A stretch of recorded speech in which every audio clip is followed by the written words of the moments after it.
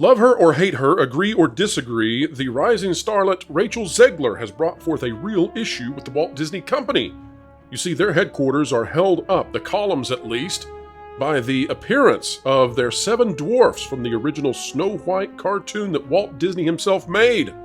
But this young 22-year-old actress, she says that in fact those dwarfs, they are not relevant today. They are not modern enough, and the old cartoon and its story belong in the past. She's ready to make a new one.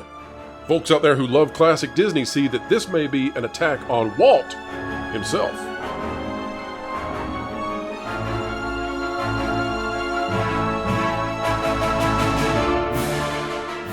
All right, folks, welcome back to another significant day here on the WDW Pro channel as we continue to probe entertainment.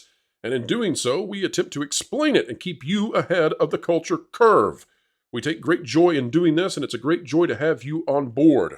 Folks, if you like content like this, consider clicking the like button, share, subscribe, and click it, stick it to the algorithms. It is the notification bell. Yes, Snow White is being maligned. Apparently, the morals in the story, it's just not enough for modern audiences. No, the message is not there. The message of modernity, the message of women being just. At least that's what Rachel Zegler, Gal Gadot, and others are saying as they seek to bring forth Snow White and the Seven Dirty Hippies. Ha! We joke, we kid, but if you've seen the pictures, they're not good. And yes, they are real, despite Disney's attempts at the very onset of those leaked images to say that they were fake. No, they are actually from the post-production. They are the real McCoy. Now, will we get the real McCoy with this story of Snow White? Doubtful. We had a conversation about this, about the significance of the original story, the original fairy tale, and what we might be getting from this, shall we say, post-rational view that these writers and these creatives are taking as they endeavor to create a new version of Snow White, who perhaps is neither snow nor white, but is instead just. And I want to start off, Robert, by going to you to talk about this issue with Snow White before we go anywhere else. You have quite the history in Hollywood, and in that plethora of experiences you've had, you have actually dealt with Snow White in your career. So can you talk to us a little bit about what you did, and you have some insights as to what this controversy might be about and whether or not we should even pay it any attention? Well, so I worked for a company called Curdy Pellerin. It's a DVD special features production company.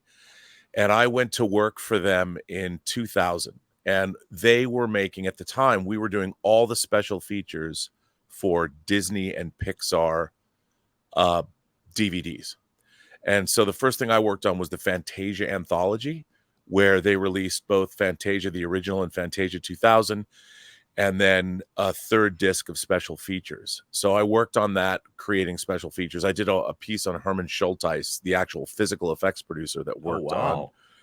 Yeah, it was an incredible honor. I think I'm about 3 feet from that release, by the way. It was amazing. So I worked on that, and then what was really funny was I was a producer. I was what's called a Predator, a producer editor at NBC, and I was working on the Olympics, the 2000 Olympics, cutting promos. So I would go to work at NBC and be there from 9 a.m. to 7 p.m. at night, and then I would drive into Hollywood and work on the special features for Disney stuff from like 8 o'clock at night till 4 in the morning, and then I would go to bed and get up and go back to NBC. And it was a thrill because DVDs were new. And Curdy Pellerin had done these beautiful box sets for Disney on Laserdisc. They had done like 20,000 Leagues Under the Sea and Tron. And so I ended up working on, we did The Emperor's New Groove. And I worked on the big DVD, the first DVD release of Snow White. And I was tasked with doing what was called Disney Through the Decades. And it was an overview of Disney, each decade of Disney. And we shot a Disney star like Fess Parker, for instance, Davy Crockett. We shot him for the 50s, and he would host and narrate the 50s segment, and then I cut all the segments together. And that was for the specific release of Snow White. And we would do commentaries, and we were shooting interviews, and it was very high end at the time, very high end special features. And it was a lot of fun. We worked on like the Toy Story box set, the Ultimate Toy Box version of the Toy Story movies that had come out to date. So it was really great. We were hand in hand with David Jessen and his team over there at Disney. And I came in very late in that process because they had already been doing the Laserdiscs for like almost a decade, I think. And then, of course, we went from Disney on to Lord of the Rings and did the extended versions of Lord of the Rings and all those special features that became the appendices. So, Snow White for me, when I was at USC in film school, I took a Disney class, and it was the hardest college course I ever took. The person who taught it, and I forget his name, but he was a Disney fanatic. And the reading that we had to do and the tests that we took, it was not an easy class at all. But it was very gratifying because of how much I learned about Disney history. And then working on all of these DVDs, we had access to the Disney archives. And basically, it was such a joy to work on all of the Disney. I mean, I don't mean to sound like a Disney shill, but as somebody who was a Disney fan, and who studied Disney in college, when I was a senior, Disney meant a lot to me. And Snow White being the first animated feature film, in Disney's oeuvre going all the way back to the 1930s, it's not just an important Disney movie. It's not just an important animated film. It's an important film in general. And it's a beautiful film. And I still think as a piece of cinema, as far as the art form goes, certainly in America and the rest of the world, Snow White is a very significant watershed moment in cinema history, certainly for the Disney company. And it means a great deal. And the film still holds up now. I mean, it's a great film, and a lot of the archetypes, the witch, the evil queen, the idea of the handsome prince, the poisoned apple. I mean, all those things are so not just iconic, but they reach back into folklore from around the world, hundreds and hundreds and hundreds of years. So, Robert, let me give you my idea on this. My thesis on why Snow White resonates. The original story, and of course, the Disney-fication, I suppose, that was done in the early decades of the 21st century. But my thought on this is that it's sort of timeless, because I think that Snow White, what the story is trying to tell, is that you have on the one hand Snow White, who has become she's moved from childhood into post-pubescence. She has garnered the attention, therefore, of men and of jealous women. And the epitome of the jealous woman trope is in her stepmother, who no longer views Snow White as innocence, and she is now a threat to her because the evil queen, she's going to be pushed off the scene. She's going to be pushed off the stage, as she cannot compete now with the young Snow White. And the idea of mirror, mirror on the wall, who's the fairest of them all, well, that comes down to the idea that in that era in which the story is written, the idea that you could be fair-skinned comes from the idea that you could be of high nobility because you're not outdoors, you're not being tanned by the sun, and that's a rare thing in that era. And so the concept then is that Snow White, in fear of both men and women, in particular one woman, and also perhaps in fear of the lesser masculine model, right? She's dreaming of Prince Charming. She's not dreaming of anything less. She tries and makes an attempt to escape that by going to the woods, and she finds herself in the company of these dwarfs. And the reason that she finds herself in the company of dwarfs in the narrative sense is because she needs to be around proper masculinity that is non-threatening. So she is around men who are hardworking, who are moral, who care about her, but who also probably cannot harm her according to the story. And that's the reason that she finds herself in the presence of these men. If you don't put that kind of thought into it, it seems kind of haphazard. Why in the world is she spending time with dwarfs? Why? But that, I think, is the story. And then, of course, the lesson of the story goes counter to everything in our world today. The lesson of the story is that you can't run from the jealousy of women who wish to be what you are, and you can't run from the fear of masculinity, because what is it that redeems Snow White in the end? No, it is not a prince taking advantage of a sleeping woman. That is Neanderthal kind of thinking. What it is it's the symbolism of proper masculinity. Proper masculinity takes care of and does not take over or act in an aggressive way towards Snow White. The prince does not attempt to subjugate Snow White, or he does not attempt to physically assault Snow White.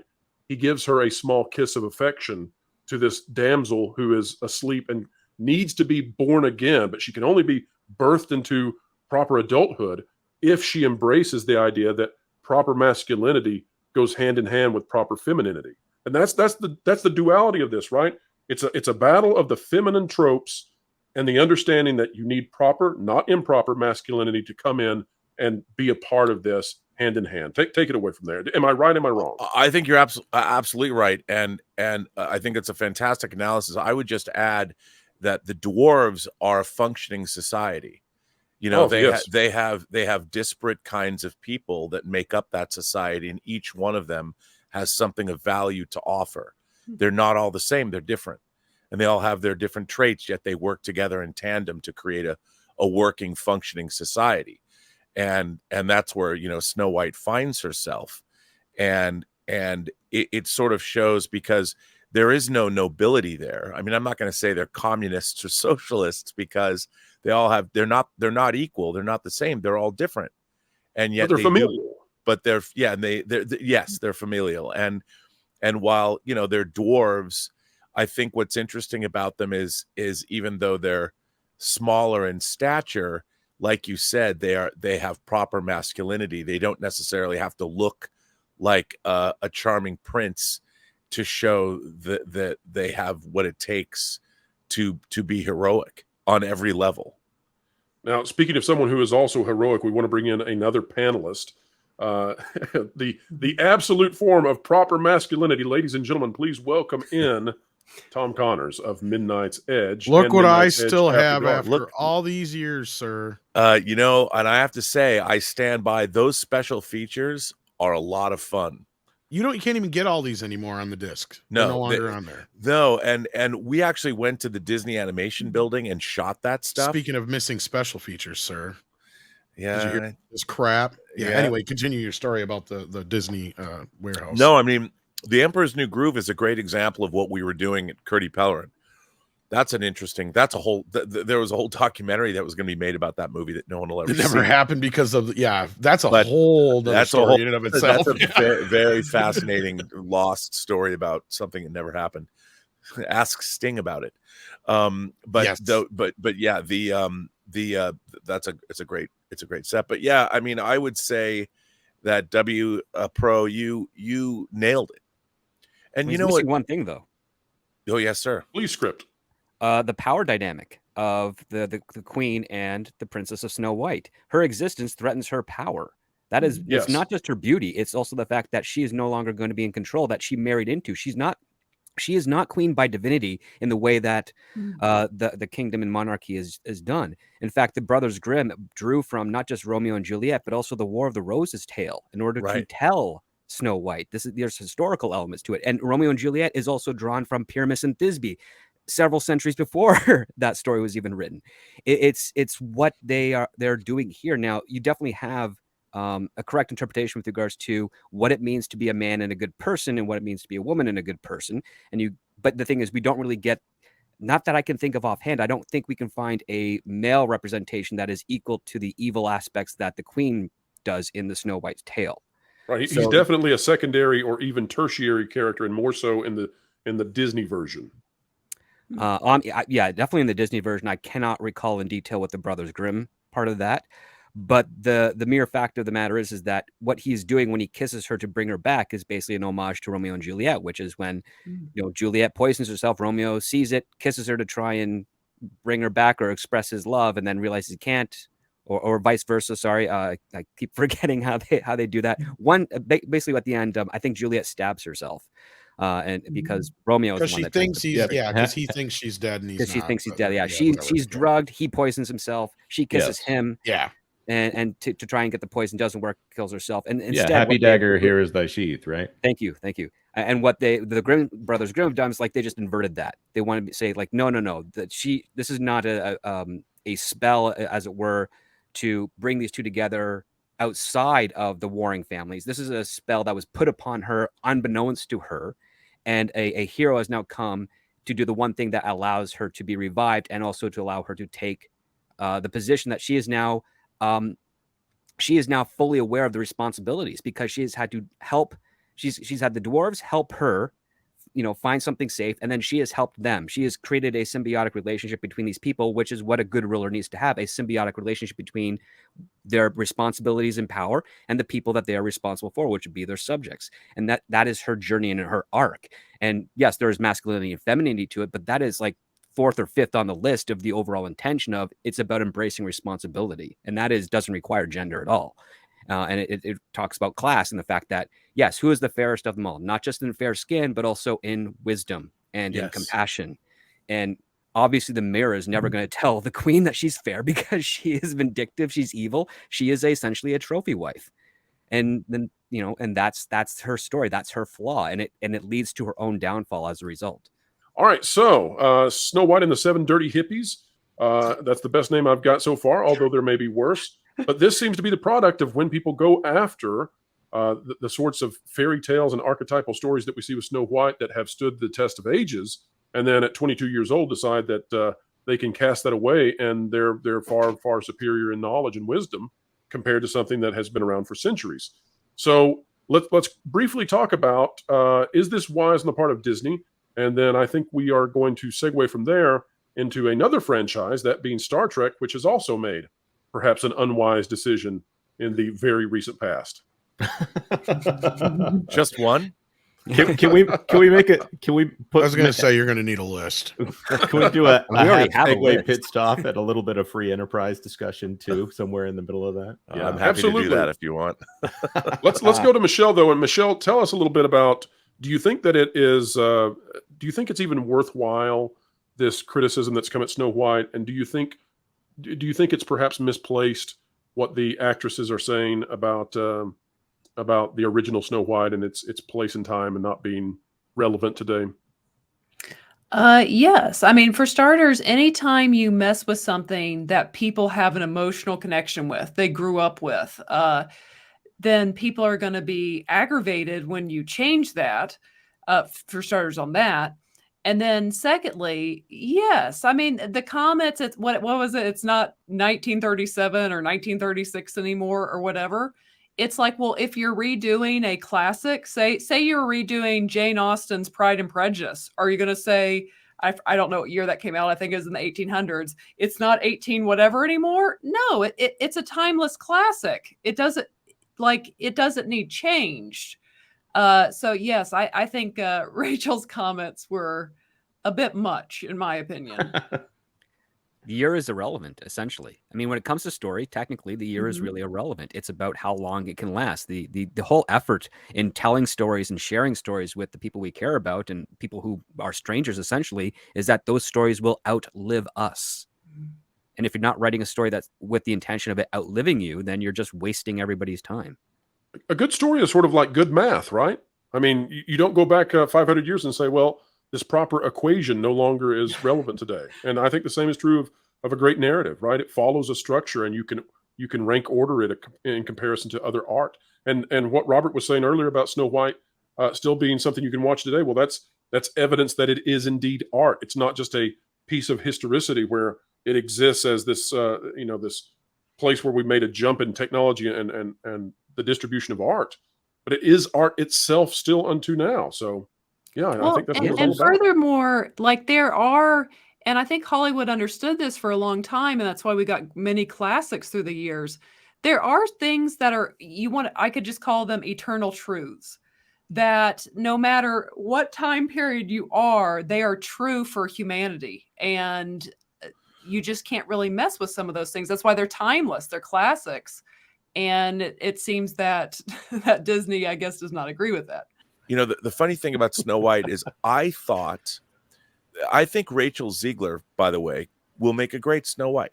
I thought she was great in West Side Story. She's a new actress. I mean, she's worked with Spielberg. So I didn't have a problem with any of that. And I really liked your analysis of Snow White. I thought by the way, that's the best analysis of Snow White I've ever heard in my life. It really is. It laid it all out. But what was really interesting to me was, like, I love the movie Time Bandits. And to me, Time Bandits. Terry Gilliam directed that. It is about a group of little people, and they're the Time Bandits. They're the titular Time Bandits of the movie, and I think they're great. And I thought the dwarves in The Hobbit, were not actual little people. They were grown people, and they used forced perspective, and they used what they did with Lord of the Rings to create them. But I really thought that they would have created, because I was really looking forward to seeing sort of a Time Bandits-esque depiction in live action of the dwarves and Snow White, because I thought that'd be really cool, because those actors are there, and they certainly can do great work, and put them to work and make them, and what's happened is so strange to me, because I think that the Seven Dwarfs are great fictional characters. I grew up with them since I was a little kid, and I'm like, I wish I could hang out with those guys. They and it seems so strange that was what they objected to. Like, Robert, we've landed in the place where the best way to maximize inclusion is to maximize exclusion. Right. It's true. I mean, and imagine. Yeah, but when I'm gonna jump in, because when she was cast, me, you, and Lorena Creo got on a live stream a couple years ago. Remember that? Yep. That was a great talk. Yep. But we knew nothing about the production. We didn't, obviously hadn't started yet, but we were Zegler fans. Oh yeah. I mean, her face, she looks like Snow White. She got discovered when she was 16 and thrown in at a musical theater. This incredible natural voice, and then she did West Side Story. So she's seemingly growing up in front of her eyes. She's 22, right? And she's a Jersey girl. Yeah. I'm married to a Jersey girl. they're unfiltered gentlemen. Yeah. Yes. I'll say the statement about, okay, if I'm in that dress for 18 hours and I need to be paid for that. Okay, well, there's a charitable way to take that, and there is a non-charitable way to take that, and we've all taken, a lot of the internet has taken the non-charitable way to take that. If she just said, and I'm not trying to say she should have said the words that I'm saying, if she had just said the studio should pay me for my time, then we all agree. Jonas, we can go back and forth. It's on the wording and how anyone should word anything that they're talking about. Especially when it doesn't rub well with us, whether it's a politician from Denzel Washington to a Zegler, because we love listen to Denzel. But imagine there's people that don't agree with what Denzel says half the time. I can't imagine that. I think he's amazing what he says. My point was that we're when I say we're seeing someone grow up in front of our eyes, she's trying to maneuver through stardom, through all this stuff that she's doing, that we don't have the slightest idea of what she's going through. And she's not maybe saying the things how we would put how we put it. She is go ahead, R&B. Well, I just want to make a point that, okay, she's in West Side Story. Steven Spielberg directed it, but it didn't make a ton of money. And then she's in Shazam! Fury of the Gods, and that film, which, by the way, I think is much better than people give it credit for. I'm not saying it's a great movie, but it's fun. Like, I liked it a lot better than the first Shazam, but it was fun. She was in that too, and it underperformed. So here I'm very sympathetic to actors who think that they've made it. They've got this great dream. They bust their working for Steven Spielberg. They're in a remake of West Side Story. They think, oh my God, it comes out and it underperforms. And I know this because I went through the same thing when we made Free Enterprise. I went to film festivals and won awards. Hell, I won a Saturn Award. I'm like, I thought, oh, my career's made. And then the movie comes out, makes no money, and my career's over. So I totally sympathize with where she's at. And I want this Snow White movie. Like, I reserve my real hatred after I've seen something. Right. Yeah. I won't pre-hate something until I can dislike what I see. And the thing that bothers me most about what we've seen, those pictures about Snow White, is I think it betrays the original story. I think it betrays the movie that was made by Walt Disney, and I think it betrays the whole idea behind what it could be, if it turns out to be what it appears to have turned out to be.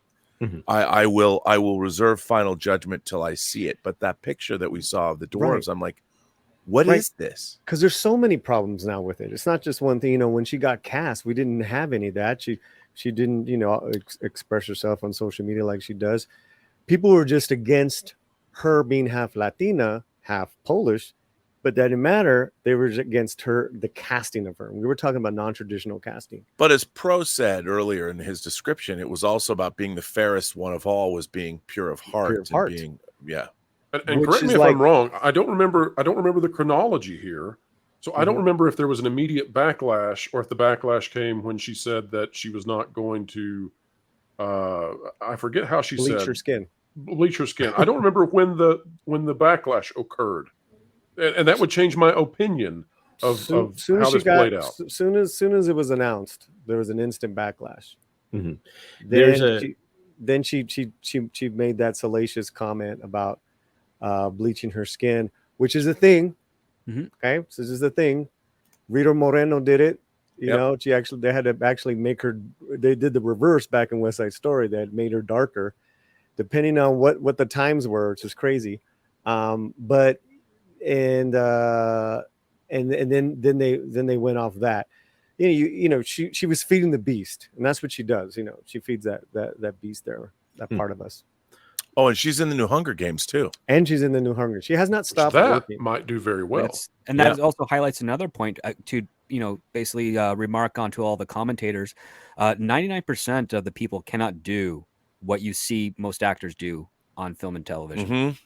They think they can, but you don't understand how many hours it is. It's not the same type of physical labor that you'd have in a normal 9 to 5, but it is grueling in a completely different area on your mental faculties as well. There's a reason why they call it hurry up and wait. Like, you spend maybe 18 hours to shoot 30 seconds at most on a big budget film. Yeah. And imagine doing that for up to 3 months. You know what helps people to learn that? Wonderful special features. And folks, that is a wrap on the conversation for today, but we hope that this was edifying to your life, that you enjoyed it. That's what we are aiming for each and every day. We aim high, and we have an attitude of gratitude for each and every viewer who joins us in taking on this endeavor. Folks, if you liked it, click like, share, subscribe, and stick it to the algorithms. It is, again, the notification bell. We covet your comments. We care about what you think. Drop a comment down below and let us know what's on your mind. If you'd like to hear this live in the future, well, we're doing live shows Thursdays, 5 to 7 p.m. Eastern Time. It's the Pro Show Live. You don't want to miss it. You can check out these great guests as well as hear the entire show for the entire time that we do it. And sometimes we do go over that 7 o'clock mark, as we did here, but it was a great dialogue, and we really appreciated having Robert Meyer Brunett on with us, as well as the rest of that fantastic panel. Folks, wherever you are and whatever you're doing, keep learning, keep growing, and keep having fun.